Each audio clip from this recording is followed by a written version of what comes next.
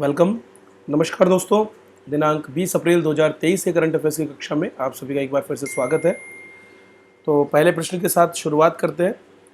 दोस्तों, हाल ही में राजस्थान की जो विधानसभा है उसके अध्यक्ष डॉक्टर सीपी जोशी के द्वारा जो है राजस्थान विधानसभा की प्रक्रिया तथा कार्य संचालन से जुड़े नियम जो हैं, ये पूरे के पूरे नियम हैं जिनके अधीन राजस्थान विधानसभा की प्रक्रिया संचालित होती है।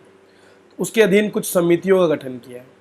वैसे सामान्यतः टोटल 22 समितियां गठित की जाती है, जिनमें से 4 स्थायी समितियां राजस्थान में गठित होती है।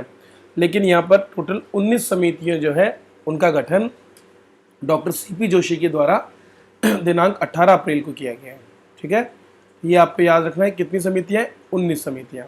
अब ये कौन कौन सी समितियां और इनके अध्यक्ष कौन कौन से हैं वो भी हमारे लिए इम्पोर्टेंट हो जाता है। ये समितियां कब तक जारी रहेगी? या तो 31 मार्च 2024 तक, या फिर दूसरा जो है वो 15वीं विधानसभा के कार्यकाल समाप्त होने से पहले। तो आप सभी जानते हैं कि दिसंबर में चुनाव होने वाले हैं और उसके बाद में जो हमारी नई सरकार है वो गठित हो जाएगी। तो ऐसे में ये 31 मार्च 2024 से पहले ही समाप्त हो जाएंगी। अब इनमें से 4 हमारी जो स्थायी समितियां हैं उनके नाम आप याद रखिए। वैसे आपने देखा होगा कि केंद्र में केवल 3 स्थायी समितियां होती है, लोक लेखा समिति, प्राक्कलन समिति और सरकारी उपक्रमों से संबंधित समिति। लेकिन अपने यहाँ पर क्या है कि प्राक्कलन समिति 2 हैं, एक क और दूसरी ख है। इस तरह से यहाँ पर 4 स्थायी समितियाँ हमारी निकल करके सामने आती हैं। तो राजेंद्र राठौड़, राजेंद्र पारेख, दयाराम परमार और गोविंद सिंह डोटासरा को क्रमशः इन चारों समितियों का अध्यक्ष नियुक्त किया गया है। इनसे जुड़े प्रश्न पहले भी पूछे जा चुके हैं। इसके बाद में आपके और बाकी जितनी भी जो समितियां हैं उनकी भी पूरी लिस्ट मैंने दे रखी है, जिनमें किस किस व्यक्ति को जो है। तो अब यहाँ पर आपको कुछ हमारे जितने भी वर्ग हैं उनसे जुड़ी समितियां मिलेगी। जनजाति कल्याण, अनुसूचित जाति कल्याण, अल्पसंख्यक कल्याण, ठीक है, अन्य पिछड़ा वर्ग कल्याण। इस तरह से कुछ इनकी कार्यविधि से जुड़ी होती है, जैसे नियम समिति हो गई, प्रश्न संदर्भ समिति हो गई, कार्य सलाहकार समिति हो गई, गृह समिति, ये सब है ना। एक समिति पर्यावरण से जुड़ी हुई है। इसी तरह से एक समिति पुस्तकालय से जुड़ी है। जैसा मैंने बताया, पिछड़ा वर्ग कल्याण, बालक कल्याण, कल्याण वाली कुल मिलाकर के 5 समितियां हैं। अल्पसंख्यक, महिला, बालक, पिछड़ा, एससी और एसटी, याचिका समिति, विशेषाधिकार समिति, फिर हमारा पंचायती राज समिति, सदाचार समिति, सरकारी आश्वासन और सामान्य प्रयोजन समिति, ये सारी की सारी समितियां इसमें सम्मिलित है। चलिए अगला प्रश्न देखते हैं। नई दिल्ली में एक कार्यक्रम आयोजित किया गया, हीरोज ऑन द रोड, और इसमें राजस्थान के एक ड्राइवर हैं जिनका नाम है सियाराम चौधरी। इनको भी यहाँ पर सम्मानित किया गया है। पूरे देश भर के ड्राइवर्स को सम्मानित किया गया था। कुल 42 ऐसे ड्राइवर थे जिन्होंने दुर्घटना मुक्त ड्राइविंग की, और इसी क्रम में राष्ट्रीय स्तर पर हीरोज ऑन द रोड सम्मान आयोजित किया गया। तो राजस्थान राज्य पथ परिवहन निगम के ये ड्राइवर हैं। 34 साल से ये अपनी सेवाएं दे रहे हैं। तो इनका नाम आप याद कर लेना, क्योंकि यहाँ से डायरेक्ट प्रश्न आपको किसी न किसी परीक्षा में आने वाले समय में मिलने वाला है। आगे बढ़ने से पहले दोस्तों, आरएस जंक्शन पे आप सभी के लिए इकोनॉमिक रिव्यू का एक कोर्स भी हमने शुरू किया है।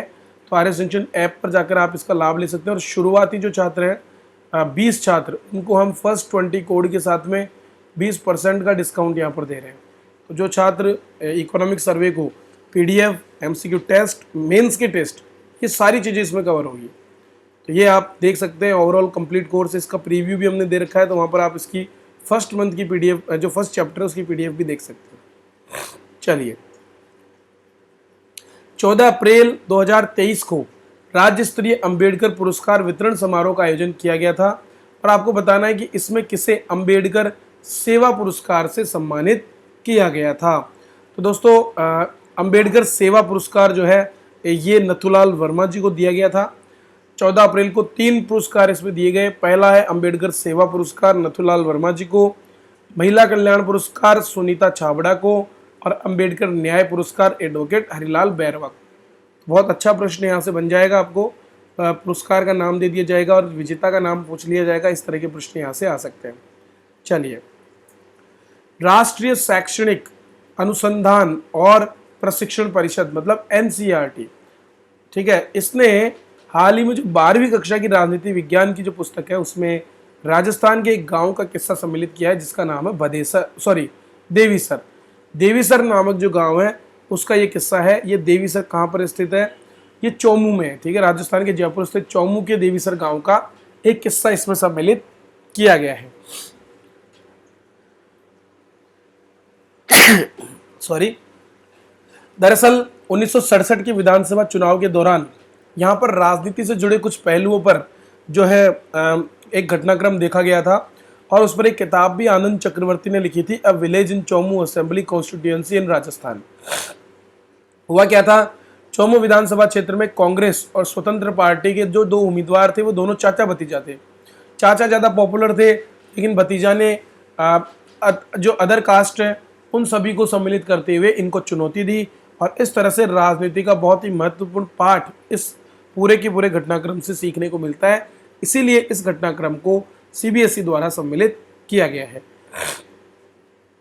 चलिए, राष्ट्रीय अभियान संगठन से समृद्धि, इसके संबंध में कौन सा कथन सही नहीं है, आपको ये बताना है, ठीक है। पहला है, ये ग्रामीण विकास मंत्रालय के दीनदयाल अंत्योदय योजना राष्ट्रीय ग्रामीण आजीविका मिशन के तहत लॉन्च किया गया, ये सही है। इसका उद्देश्य पात्र ग्रामीण परिवारों की 5 करोड़ महिलाओं को एकत्रित करना है, ये गलत है, ठीक है, और ये अभियान 30 जून तक चलेगा, ये सही है। तो दरअसल दीनदयाल अंत्योदय योजना राष्ट्रीय ग्रामीण आजीविका mission DAY national urban livelihood mission और नेशनल रूरल, सॉरी ये रूरल है, अर्बन नहीं है, नेशनल रूरल लाइवलीहुड मिशन। तो ये DAY NRLM एक योजना है। दरअसल स्वर्ण जयंती ग्राम शहरी रोजगार स्वर्ण जयंती ग्रामीण रोजगार योजना जो थी उसको 2011 में परिवर्तित कर दिया गया था नेशनल रूरल लाइवलीहुड मिशन में।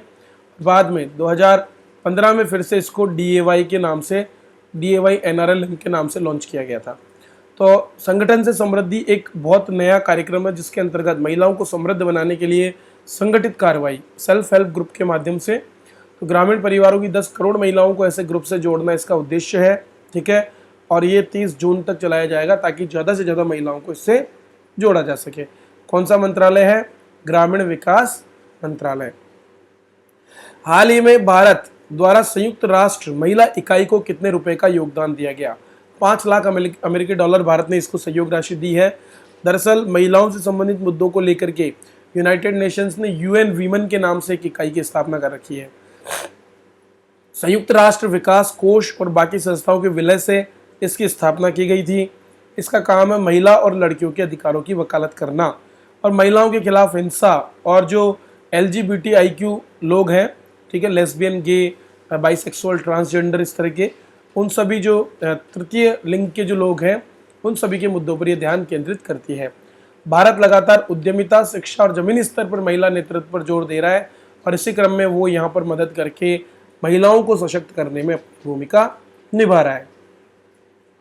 आज का अंतिम प्रश्न देखते हैं। अरबपति कारोबारी है एलन मस्क, सभी जानते हैं, स्पेसएक्स कंपनी के मालिक। फॉल्कन 9 रॉकेट्स इन्हीं की कंपनी द्वारा लॉन्च किए जाते हैं और इनके द्वारा अब एक नया कृत्रिम बुद्धिमत्ता चैटबॉट लॉन्च किया जा रहा है जिसका नाम है ट्रुथ GPT, ठीक है। तो आपने सभी ने पढ़ा होगा ओपन AI के द्वारा चैट GPT जो है वो लॉन्च किया गया है माइक्रोसॉफ्ट के साथ मिलकर। गूगल ने अपना बार्ड नामक एक जो है ओपन AI इंटरफेस दिया है। अब यहाँ पर एलन मस्क भी उस दौड़ में आ गए हैं और उन्होंने ये अपना नया कृत्रिम बुद्धिमत्ता चैटबॉट लॉन्च किया है। दरअसल वो कह रहे हैं कि ये ब्रह्मांड की प्रकृति को समझने की कोशिश करेगा और ये दुनिया की अनसुलझी गुत्थियों को सुलझाते हुए सत्य को जानने की कोशिश करेगा। इसीलिए इसका नाम क्या बोला है? Truth GPT। खैर ये क्या करेगा वो तो समय ही बताएगा, लेकिन इन्होंने कहा है कि ये मानवता के खिलाफ नहीं होगा। मस्क ने घोषणा की है कि ट्रुथ GPT ओपन AI के लोकप्रिय चैटबॉट चैट GPT का प्रतिद्वंदी भी होगा। तो दोस्तों ये थे आज के करंट अफेयर जिन पर हमने चर्चा की। उम्मीद करता हूँ ये आपको पसंद आए होंगे, तो इसे लाइक करें, शेयर करें अपने दोस्तों के साथ और चैनल को सब्सक्राइब जरूर कर लें। वीडियो देखने के लिए आप सभी का बहुत बहुत धन्यवाद।